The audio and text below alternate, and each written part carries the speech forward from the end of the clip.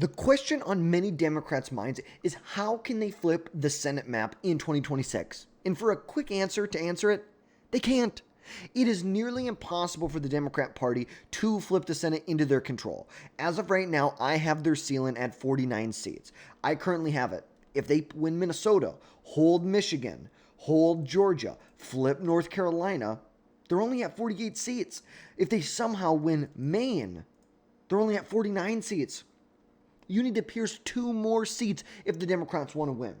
But the big question, in the 2 seats that are currently held by Republicans, North Carolina and Maine, the big question is how can Democrats flip the North Carolina Senate race in 2026? This is probably the most vulnerable Republican-held seat there is in the 2026 midterms. I have no doubt in my mind. Thom Tillis, the current incumbent senator, is a vulnerable senator up for re-election. And it will be challenging for Democrats to flip this seat, but it's not out of reach. It is 100% feasible for the Democrats to flip this seat, given the state's purple, status in recent elections and really competitive electoral history on both sides of the aisle.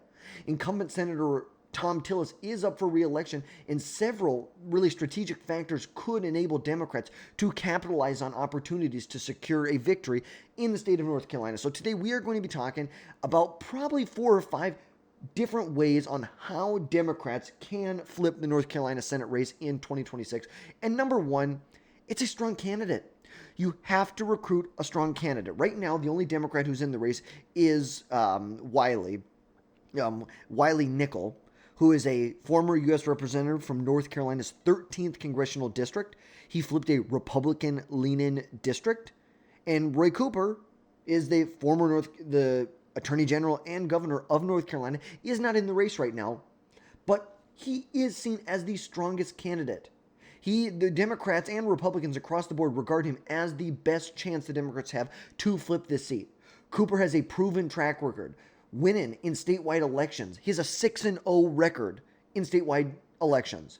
He was elected Attorney General 4 separate times. He even ran unopposed in 2012.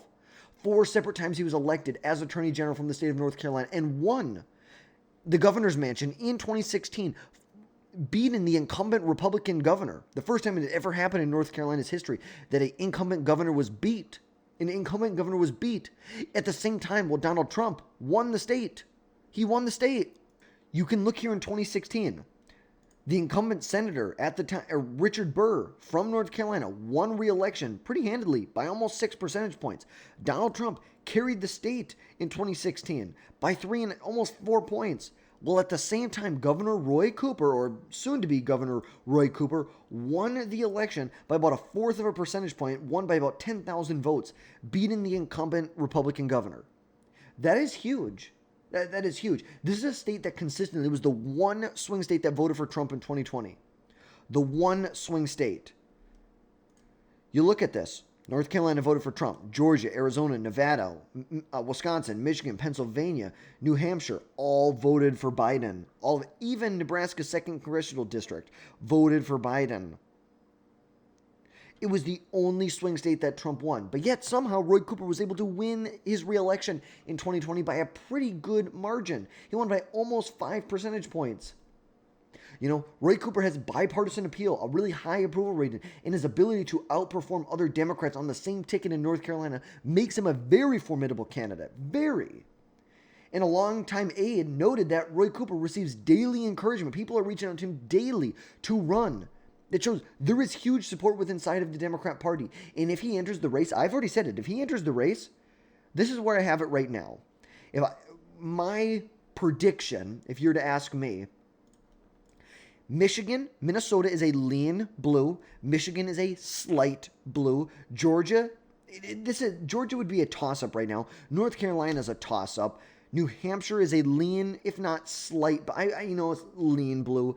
And Maine is a lean blue or lean red state as of right now. I have Alaska, probably would be a little more lean than people would like to admit, but I think it would be a lean state at the end of the day.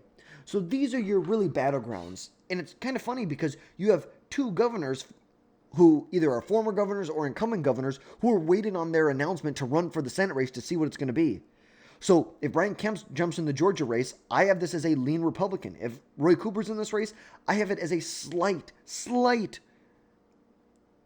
even though Thom Tillis is an incumbent, doesn't really matter much in North Carolina.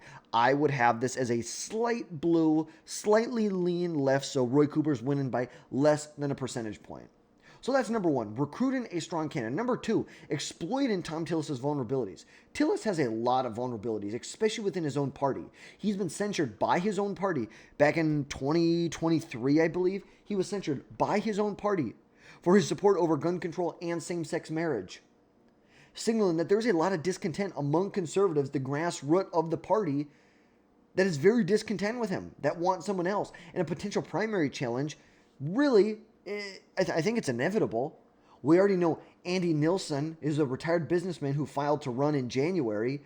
Mark Robinson, I'm pretty sure he already came out and said that he is not going to be running in this race here. Really, probably good. If Mark Robinson was going to be the nominee, I'll take Thom Tillis any day of the week over Mark Robinson. Any day of the week. But a hard right primary change could push Thom Tillis to adopt some more extreme positions, some more right positions, which would alienate some more moderates and independents in the state in a general election. But you do have to shore up your base at the end of the day because you need to drive out your base. But Democrats could capitalize on really this polarizing rhetoric that's in a purple state. If Thom Tillis adopts some things that are maybe more polarizing in the state, it could hurt him in a general election because at the end of the day, a primary does you diddly squat. The primary, it's nothing compared to the general election. It's like it's a big thing, but at the end of the day, it's like it doesn't really do anything as far as it doesn't give you any power. It hits you one step closer. But, Thom Tillis has always tried to portray himself as this pragmatic, but Democrats can really highlight that he's aligned a lot with the Trump agenda. And we know that midterms are historically bad for incumbents. Now, Thom Tillis has done a decent job separate himself from the Trump administration, but at the end of the day, my issue with Thom Tillis is when he separates from the Republican Party, he separates on the wrong issue. He separates on gun control and immigration. That's where he distanced himself from the Republican Party, like the issues that are most strongly that the Republicans pull the best on. And at the end of the day, incumbency isn't necessarily a guarantee in North Carolina. The last 7 out of 10 or 6 out of 10 senators who were incumbents lost re-election in North Carolina.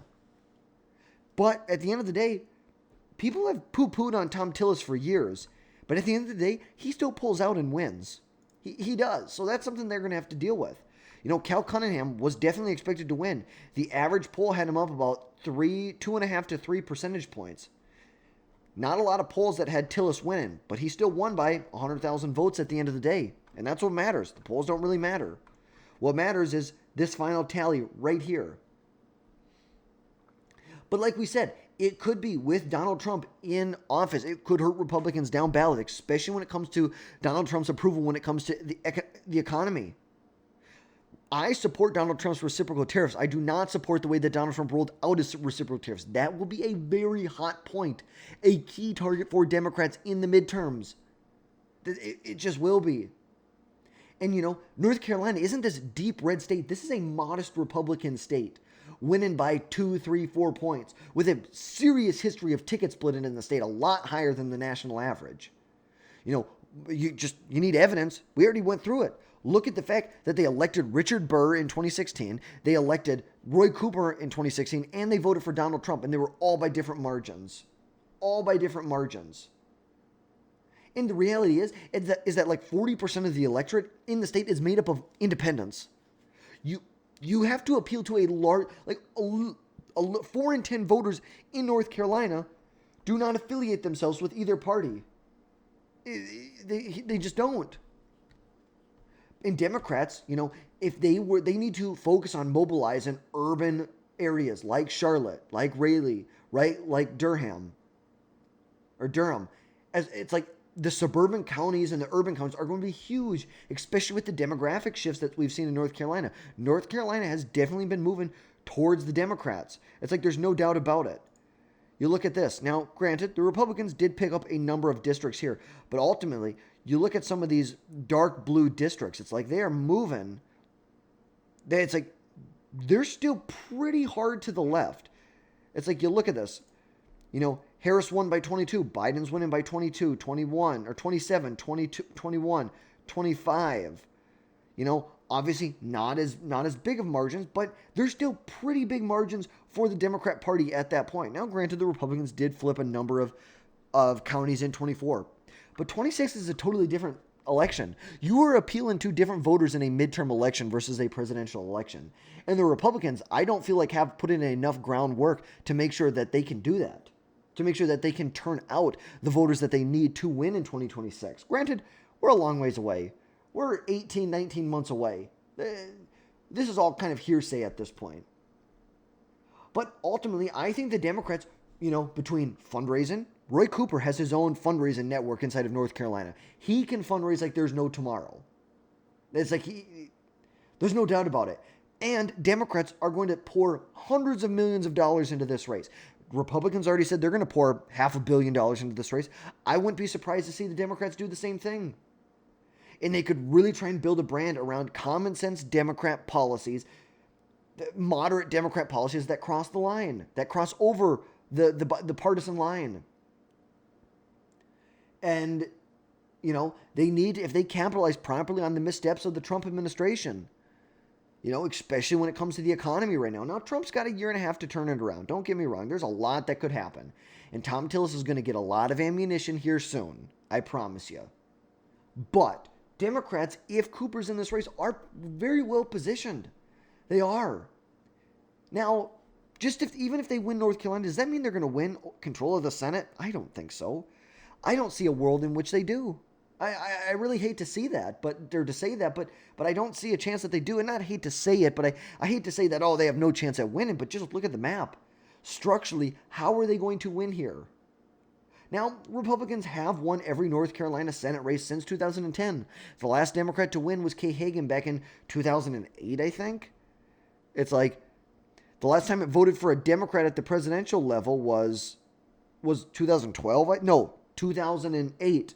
Romney won it by like 2 points, I think, in 2012. But yeah, Kay Hagan, won by 8.5 points. Great. It was a good year for Democrats. It was 2008. It was Barack Obama. They picked up a ton of seats. Virginia, North Carolina, Alaska, New Mexico, Colorado, Oregon, Minnesota, New Hampshire. Shaheen beat out Chris Sununu's brother. Gosh, what's his name?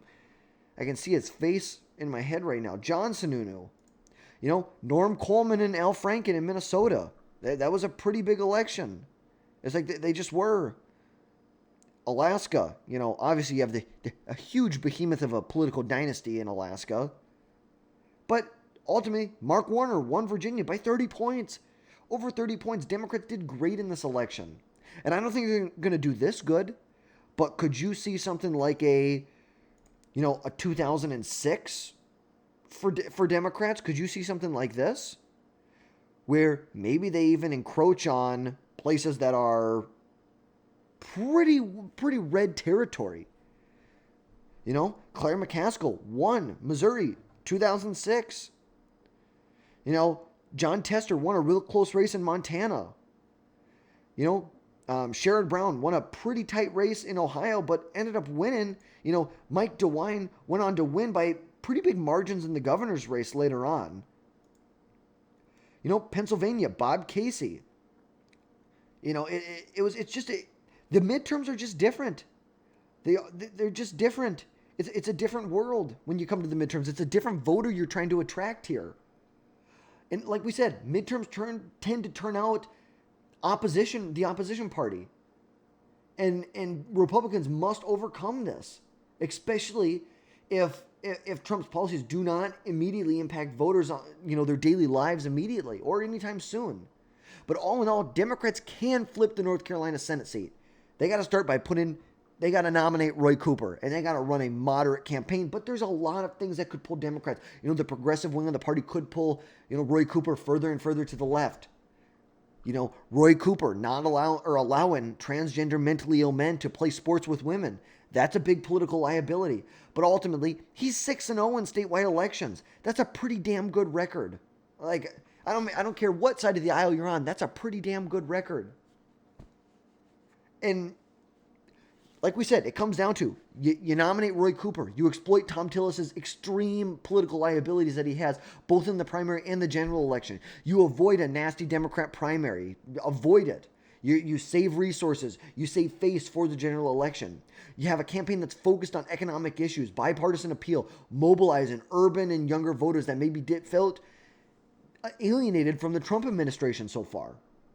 And although the Senate map will be challenging for Democrats across the board, North Carolina's status as a battleground state and its really competitive history makes it a prime opportunity for Democrats to pick up this seat. So that's going to wrap things up for today, folks. Let me know your thoughts down below.